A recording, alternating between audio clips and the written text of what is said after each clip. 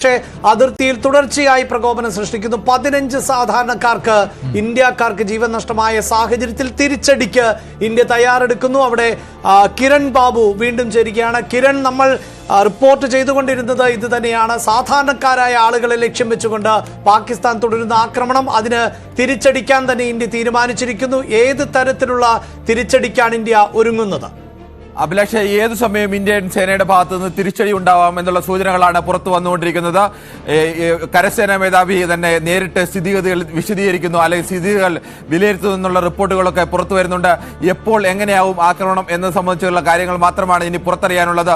സൈന്യത്തെ സംബന്ധിച്ച് ആ മേഖലയാകെ ജാഗ്രത പുലർത്താനുള്ള നിർദ്ദേശങ്ങൾ നൽകിയിട്ടുണ്ട്. സൈനിക വിന്യാസം ഏകദേശം പൂർണ്ണമായിട്ടുണ്ട് എന്നുള്ള റിപ്പോർട്ടുകളാണ് പുറത്തു വന്നുകൊണ്ടിരിക്കുന്നത്. എന്നാൽ ഏത് സമയത്തും തിരിച്ചടി നൽകാനുള്ള നിർദ്ദേശം സൈന്യത്തിന് എങ്ങനെ വേണമെന്ന് തീരുമാനിച്ച്, ലക്ഷ്യം തീരുമാനിച്ചുകൊണ്ട് ഏത് തരത്തിലും തിരിച്ചടി നൽകാമെന്നുള്ള ഒരു സന്ദേശം സൈന്യത്തിന് ലഭിച്ചിട്ടുണ്ട് എന്നതും പുറത്തു വരുന്നുണ്ട്.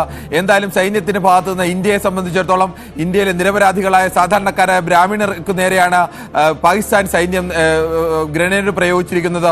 പാകിസ്ഥാൻ സൈന്യത്തിന്റെ ഈ ആക്രമണത്തിന് തിരിച്ചടി നൽകുക എന്നുള്ളതാണ്. ഇപ്പോൾ നമ്മൾ തിരിച്ചടി നൽകിയത് ഭീകരർക്കാണെങ്കിൽ, ഭീകര താവളങ്ങൾക്ക് നേരെയാണെങ്കിൽ അടുത്ത ഘട്ടത്തിലെ തിരിച്ചടി ചിലപ്പോൾ ഭീകരർക്ക് നേരെ മാത്രമായിരിക്കില്ല, പാകിസ്ഥാൻ സേനയ്ക്ക് നേരെ കൂടി തിരിച്ചടി ഉണ്ടാവാനുള്ള സാധ്യത കൂടി പ്രതിരോധ വിദഗ്ധരൊക്കെ ചൂണ്ടിക്കാണിക്കുന്നുണ്ട്. എന്നാൽ ഇന്ത്യൻ സേനയുടെ ഭാഗത്തു നിന്ന് ജാഗ്രതാ നിർദ്ദേശം നൽകിയതിനപ്പുറത്തേക്ക് ഏതെങ്കിലും തരത്തിൽ ഒരു സൂചനകൾ പുറത്തു വന്നിട്ടില്ല. ഔദ്യോഗികമായ യാതൊരു സ്ഥിരീകരണവും നൽകുന്നില്ല. ഇന്നലെയും ഇത് തന്നെയായിരുന്നു, തിരിച്ചടിക്കും എന്ന് പറയുന്നതും സൈന്യത്തിന് പൂർണ്ണമായ അധികാരം നൽകുന്നു എന്ന സന്ദേശത്തിനപ്പുറത്തേക്ക് എങ്ങനെ തിരിച്ചടിക്കും, എപ്പോൾ തിരിച്ചടിക്കും, എവിടെയാണ് തിരിച്ചടിക്കുക എന്ന് സംബന്ധിച്ചോ ഒരു സൂചനയും നൽകിയിരുന്നില്ല. തിരിച്ചടിക്കും ശേഷമാണ് ലോകം തന്നെ അറിയുന്നത്. ഇന്ത്യൻ സേനയിലോ അല്ലെങ്കിൽ ചുരുക്കം ചിലർ മാത്രമാവും എവിടെ എങ്ങനെ നടപ്പാകുമെന്ന് തിരിച്ചറിഞ്ഞത്. പാകിസ്ഥാനിലടക്കം അങ്ങനെ ഒരു ബോംബ് വന്ന് വീണ ശേഷമാണ്, മിസൈൽ വന്ന് പതിച്ച ശേഷമാണ്, ആ 25 മിനിറ്റുകൾ അവസാന മിസൈലും പതിച്ച ശേഷമാവും പാകിസ്ഥാന്റെ ഇന്റലിജൻസ് പോലും ഈ വിവരങ്ങൾ പൂർണ്ണമായും തിരിച്ചറിഞ്ഞിട്ടുണ്ടാവുക. അത്തരത്തിലേക്കുള്ള ഒരു തിരിച്ചടിക്ക് കൂടി നൽകാനുള്ള സാധ്യതയാണ് മുന്നിൽ കാണുന്നത്. പക്ഷേ ഒന്നും ഉറപ്പിച്ചു പറയാൻ കഴിയില്ല എങ്ങനെയാവും അപ്രതീക്ഷിതമായി ഇന്ത്യ തിരിച്ചടി നൽകുക എന്നത്. എന്തായാലും നാളെ സ്കൂളുകൾക്കെല്ലാം നാളെ ദിവസം കൂടി അവധി പ്രഖ്യാപിച്ചിട്ടുണ്ട്. ഈ മേഖലയിലേക്ക് പൂർണ്ണമായും ജാഗ്രതാ നിർദ്ദേശം നൽകിയിട്ടുണ്ട്. ഈ മേഖല, അതിർത്തി മേഖലയാകെ LOCയിലാകെ സൈന്യത്തിന്റെ പൂർണ്ണമായ ഇന്ത്യ ലക്ഷ്യമിടുന്നു എന്ന രീതിയിലുള്ള റിപ്പോർട്ടുകളും ഉണ്ടായിരുന്നുവല്ലോ. അപ്പോൾ രണ്ട് രീതിയിലുള്ള ആക്രമണമാണോ ഇനി ഉണ്ടാകുവാനുള്ള സാധ്യത? ഒന്ന്, കഴിഞ്ഞ ദിവസത്തെ പോലുള്ള സർജിക്കൽ സ്ട്രൈക്ക് ആവർത്തിക്കും. രണ്ട്, സൈനിക കേന്ദ്രങ്ങളെ പോലും ലക്ഷ്യം വെച്ചാലും അതിൽ അത്ഭുതപ്പെടേണ്ട കാര്യമില്ല. കാരണം പാകിസ്ഥാന്റെ ഭാഗത്ത് നിന്ന് ആ രീതിയിലുള്ള പ്രകോപനമാണ് ഇന്ത്യയുടെ അതിർത്തി ഗ്രാമങ്ങളിൽ ഉണ്ടായിരിക്കുന്നത്. ഷെല്ലാക്രമണത്തിൽ സാധാരണക്കാരാണ് കൊല്ലപ്പെട്ടിരിക്കുന്നത്.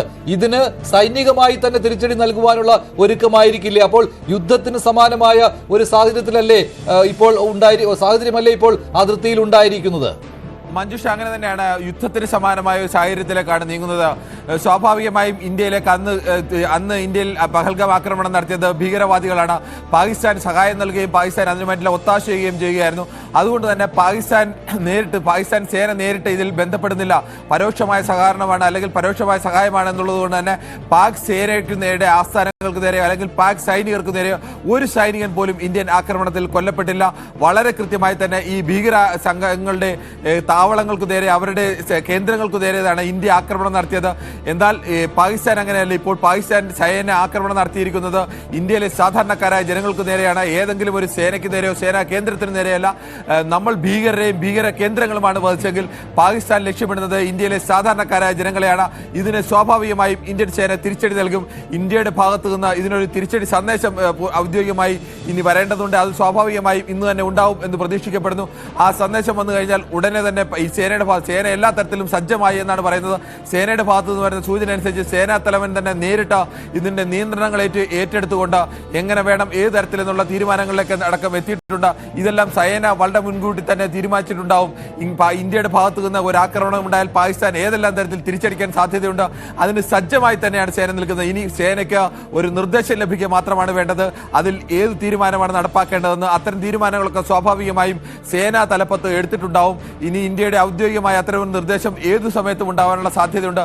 എന്തായാലും പുറമേക്ക് ലഭിക്കുന്ന സൂചനകളുടെ അടിസ്ഥാനത്തിലാണെങ്കിൽ ഈ അതിർത്തി മേഖലയിലാകെ വലിയ സുരക്ഷയിലേക്ക്, വലിയ സേനാവിന്യാസത്തിലേക്ക് അടക്കം നീങ്ങിയിട്ടുണ്ട്.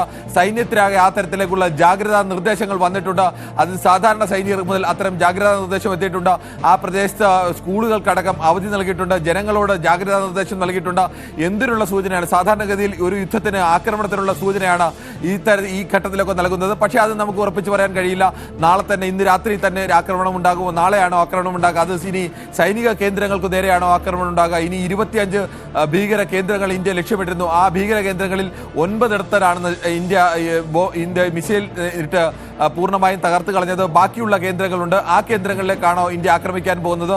അതോ ഇനി പാകിസ്ഥാന്റെ സേന നടത്തിയ ഒരു ആക്രമണം എന്ന നിലയ്ക്ക് രണ്ട് ലക്ഷ്യങ്ങൾ ഇപ്പോൾ ഇന്ത്യക്കുണ്ട്. ഒന്ന്, കഴിഞ്ഞ ദിവസത്തെ സർജിക്കൽ സ്ട്രൈക്ക്, അതിന്റെ അടുത്ത ഘട്ടം എന്ന രീതിയിൽ കൂടുതൽ ഭീകര ക്യാമ്പുകൾ ആക്രമിക്കുക, കൂടുതൽ ഭീകര ക്യാമ്പുകളിലേക്ക് മിസൈലുകൾ പായിക്കുക, ഭീകരരുടെ നെറുകം തലയ്ക്ക് അടിക്കുക, അവരെ ഉന്മൂലനം ചെയ്യുക എന്നതാണ് ഇന്ത്യയുടെ ലക്ഷ്യം. അതോടൊപ്പം തന്നെയാണ് പാകിസ്ഥാന്റെ പ്രകോപനത്തിനുള്ള നേരിട്ടുള്ള മറുപടി നൽകുക എന്നുള്ളത്.